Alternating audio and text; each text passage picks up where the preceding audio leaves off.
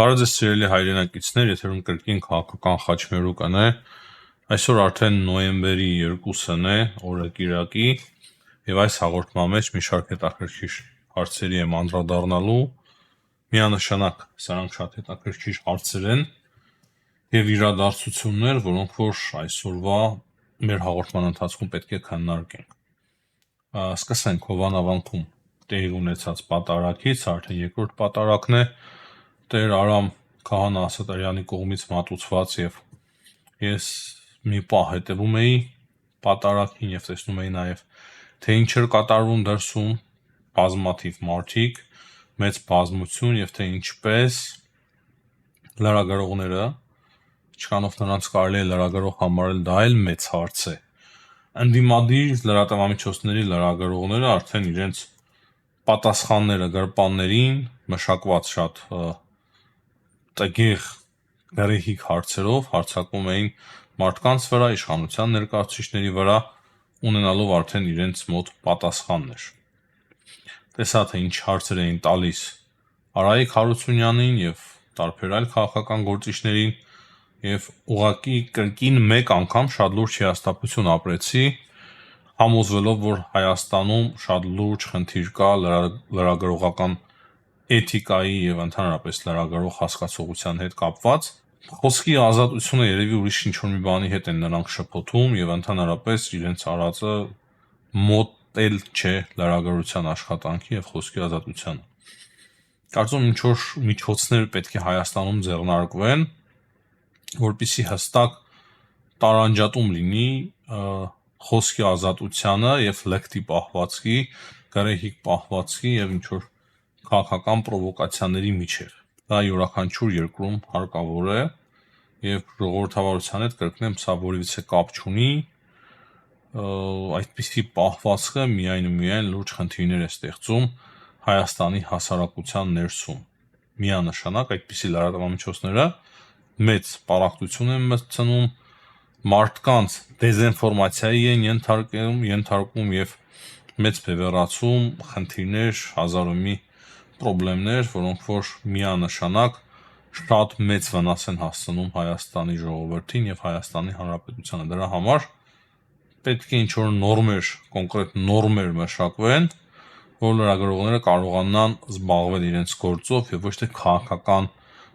գործունեությամբ, քաղաքական պատվերներ կատարելով, պրովոկացիաներով։ Սա շատ կարեւոր է, որ մենք արձանագրենք մեր այս հաղորդման մեջ։ Թե ինչ ընթացք ունենա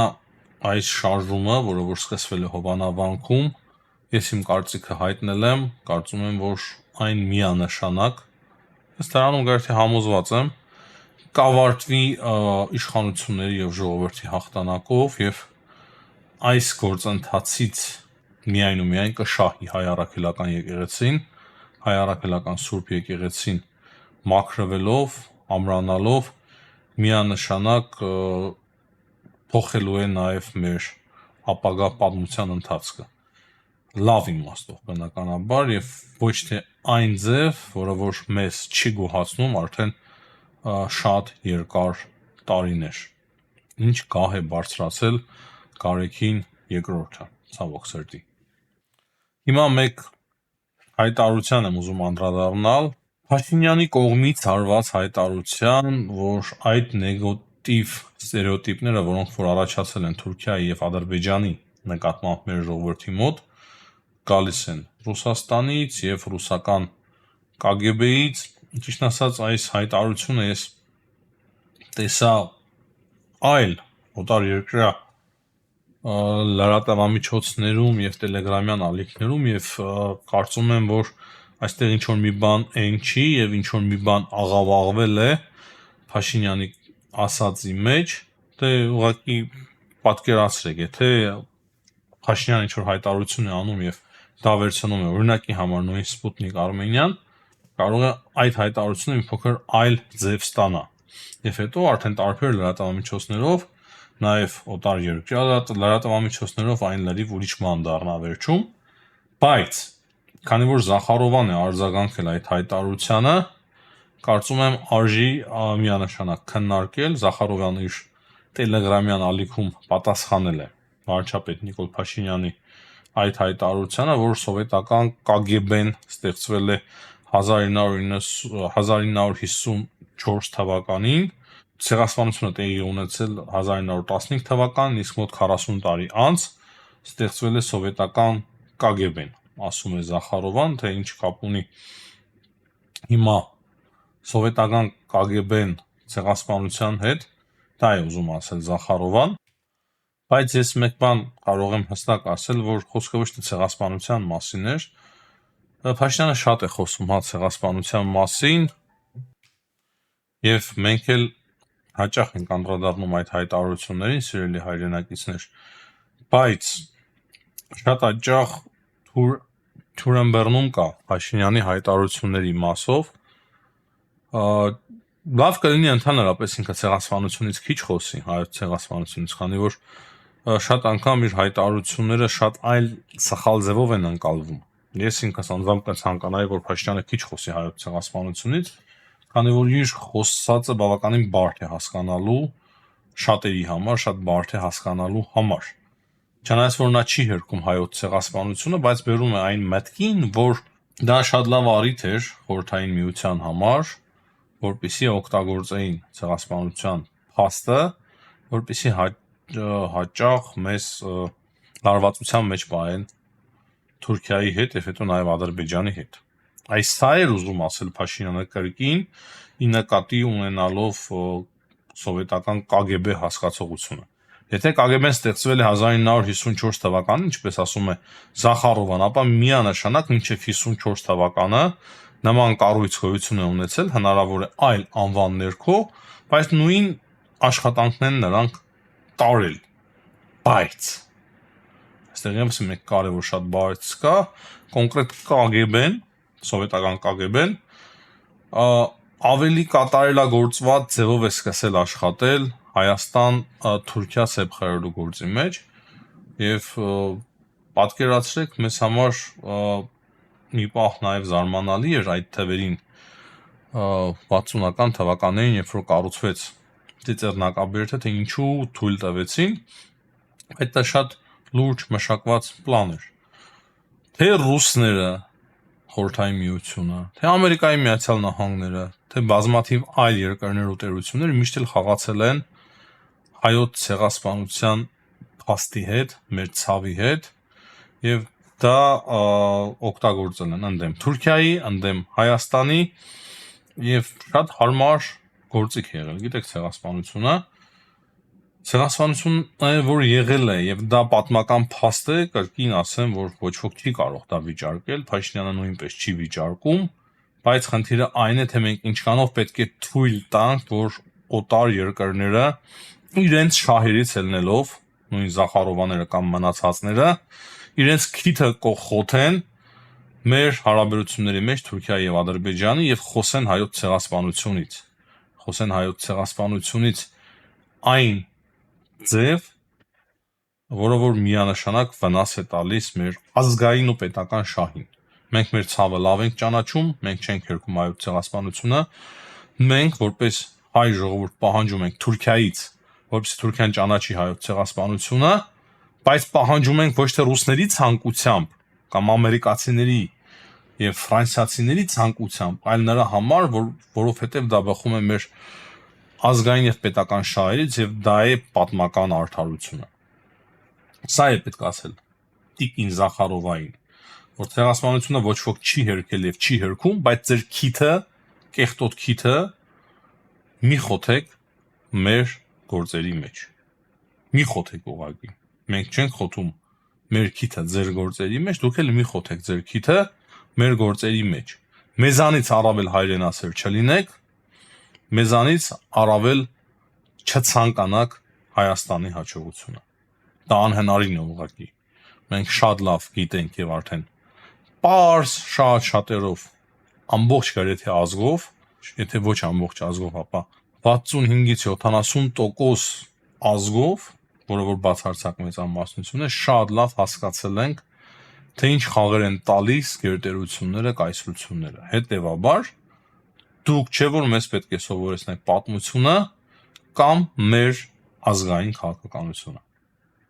շատ կարևոր է, որ մեկը ասի տիկին Զախարովային, որ վերջ տվեք, մենք շատ լավ ենք պատկերացնում այն ամենը, ինչ բխում է մեր ազգային ու պետական շահերից,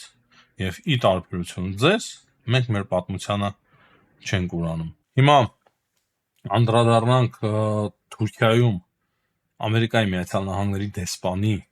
Տոմ Բարակի նոր հայտարարությանը, հիշում եք, սա այն անձն էր, որ խոսում էր Թրամփի երթուղուց, որ Ամերիկայի Միացյալ Նահանգները մուտք է գործելու Հայաստան եւ 100 տարով բարձրակալության է վերցնելու ճանապարհը, խոսքը Թրամփի երթուղու մասին, այդ 100 տարով գաղափար էր նա ասում, ճիշտ է այս պահի դրությամբ նման փաստաթուղթ չի ստորագրվել, բայց հիմնական գաղափարը մենք նրանից ենք լսել։ Եթե անկեղծ լինենք, հիմա ինչ է ասում Տոմ Բարակը, նոր հայտարարություն է արել Թուրքիայի, Ադրբեջանի եւ Հայաստանի մասով, եւ նա ասում է, որ փաստացի Ամերիկայի Միացյալ Նահանգները նոր մեծ շարժում է սկսել, նոր մեծ ուղղություն, նոր մեծ քաղաքականություն, որը որ կապելու է Ադրբեջանը, Թուրքիան եւ Հայաստանը միմյանց հետ, շատ մեծ ճանապարհ լինելու, որը որ գալու է մինչև միջերկրական ծով։ Այսինքն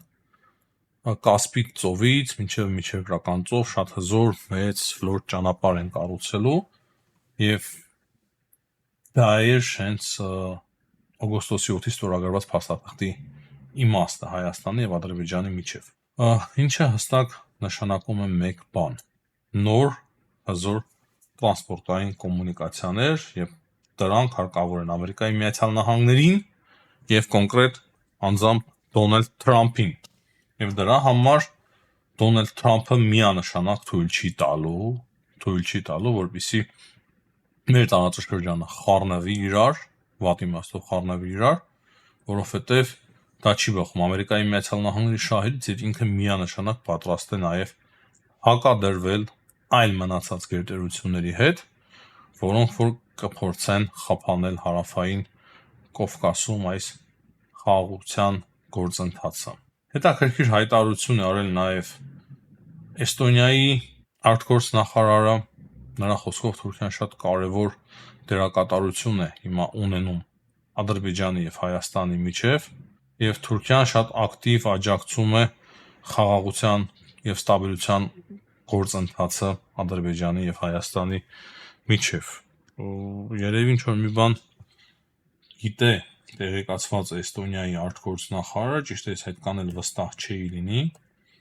այդ հայտարարության մեջ եւ այդ հայտարարության իրականության մեջ, այսինքն որքանով է դա համապատասխանում իրականության, այնքանով որքանով ամուր է, կրկին ասեմ, Ամերիկայի Միացյալ Նահանգները եւ Եվրամիությունը, որքանով ամուր է հետամուտ լինելու Ամերիկայի Միացյալ Նահանգները իր շահերը հարավային Կովկասում, դա միանշանակ է։ Այդ պարագայում միայն Թուրքիան կարող է այդպիսի խաղարարի, խաղապահի, հրեշտակի թևերով ինչ որ տեսք ունենա։ Հակառակ պարագայում մենք շատ լավ պատկերացնում ենք, թե Թուրքիան ինչ դերակատարություն կունենա եւ ինչ դերակատարություն ուներ նաեւ նախկինում, սիրելի հայրենակիցներ։ Իրանից եւս հետաքրքիր հայտարարություններ կան, գիտեք, Մասուդ Փեզեշկյանը երևի դասեր չի խաղել ամառատեղի ունեցածից եւ շատ տարօրինակ հայտարարություններ են մեկ-մեկ անում իրանցիները, չնայած ես պատկերացնում եմ, որ իրենք հմուտ քաղաքական գործիչներ են, շատ հետաքրքիր քաղաքականություն ունեն, բայց գիտեք, մեկ-մեկ հիասթափվում եմ, թե ինչ հայտարարություններ են նրանք անում եւ հիմա Մասուդ Փեզեշկյանը, Իրանի նախագահը, ազգությամբ ադրբեջանցի Իրանի նախագահը, ասում է, որ իրենք կվերականգնեն Իրանի միջուկային ծրագիրը, միջուկային օբյեկտները ավելի մեծ ուժգնությամբ եւ հզորությամբ կանեն դա եւ այդ ամենը իրենց գիտնականների գլխում է եւ այդ ոչնչացված օբյեկտները ոչ մի խնդիր չեն ստեղծում, իրենք կվերականգնեն ավելի մեծ ուժգնությամբ եւ այդպես շարունակ։ Պատկերացրեք, ինչ հայտարարություններ է անում, ես զարմանում եմ, եւ դա հիմա, երբ որ Ամերիկայի Միացյալ Նահանգները պատրաստվում են հարված հասցնել արդեն Վենեսուելային, ասեն, որ ամբողջ մամուլը համաշխարհային ղեղված է այդ նյութերով, արդեն Կարիբյան ծովում տարբեր հարվածներ է հասցնում Ամերիկայի Միացյալ Նահանգները, Պենտագոնը զեկուցում է տարբեր նավերի խոցման մասին, որոնք որ ֆենտանիլ են տեղափոխում։ Շատ կոշտ դիրքորոշում է բերել Ամերիկայի Միացյալ Նահանգները եւ կրկնեմ բոլորը սպասում են, որ հիմա արդեն հարվածներ կհասցվի նաեւ Վենեսուելային, Վենեսուելան էլ շատ լավ Մադուրոն հասկացել է, թե ինչ կարող է տեղի ունենալ իր հետ, դրա համար կրկին ու կրկին շատ ակտիվ ձևով դիմում է Ռուսաստանի Դաշնությանը, Չինաստանին, Իրանին, որպեսզի օգնեն իրենց եւ փրկեն։ Դրանից բացի տեղեկություններ ենք ստանում, որ հենց Կարիբյան ծովում Ամերիկայի Միացյալ Նահանգները իրենց նավերի շնորհիվ արդեն տեղակայել են մինչև 16000 զինվորական։ Չէ, ինչ որ լուրջ իրադարձություններ են սպասվում, կարող է փորձում են ճնշում գործադրել, վախեցնել, բայց իրոք ահռելի մեծ ուժեր են կուտակել եւ այդ ուժերը կարող է սթրընթաց ձևով արդեն գործողություններ սկսեն Վենեսուելայի դեմ։ Դրանից բացի նախագահ Թրամփը սկսել է արդեն սպառնալ Նիգերիայի աֆրիկյան մի երկիր, որտեղ որ քրիստոնյաների վիճակը սարսափելի բարդ է եւ Թրամփը երեկ էլ էր խոսել Նիգերիայի մասին, այսօր ավելի կոշտ է արդեն արտահայտվել եւ ասում է, որ շատ արագ պետք է գործել, ինքը արդեն հանձնարարել է պաշտպանության նախարարին կամ պատերազմների նախարարին, ինչպես ուզում եք համարեք ճիշտ, ու ասում է, որ եթե մենք հարձակվենք, դա կլինի շատ կոշտ, շատ արագ եւ շատ էֆեկտիվ, այնպես ինչպես հարձակվում են ահաբեկիչները։ Եվ դա Թրամփը անում է քրիստոնյաներին փրկելու համար, հանուն հարազատ քրիստոնյա համայնքի, այդպես է ասում Դոնալդ Թրամփը։ Եվ ահա այս հայտարարություններից հետո, սիրելի հայրենակիցներ, մենք հստակ տեղեկություններ ունենք, նույնիսկ պատերազմի նախարար Փիթ Հեքսեթն է հայտարարել, որ հենց այդ հայտարարությունից հետո, նախագահ Թրամփի հայտարարությունից հետո Պենտագոնը անցել է շատ արագ գործողությունների, որպեսզի անհրաժեշտության պարագայում արդեն սկսեն գործողություն ընդդեմ Նիգերիայի Թրամփի հրամանով։ Շատ հետաքրքիր իրոք պատմական իրադարձությունների ենք մենք ականատես լինում։ Ռուս-ուկրաինական պատերազմի մասով հետաքրքիր տեղեկություններ կան նաև այնտեղից, սիրելի հայրենակիցներ։ Չնայած ռուսները պնդում են, որ Պոկրովսկը գրավել են, այնտեղ մեծաքանակ ուկրաինական զինվորներ են շրջափակման մեջ, ոչ ոք չի կարող հավաստի ձևով ստուգել այդ լուրերի իսկությունը, բայց Ուկրաինան հերքում է, այսօր հետաքրքիր տեղեկություններ կան, որ Ուկրաինան կարողացել է Տուապսեում խոցել 2 նավ, դրանից բացի գիշերը ուկրաինական անօդաչուները կարողացել են հարվածներ հասցնել էլեկտրական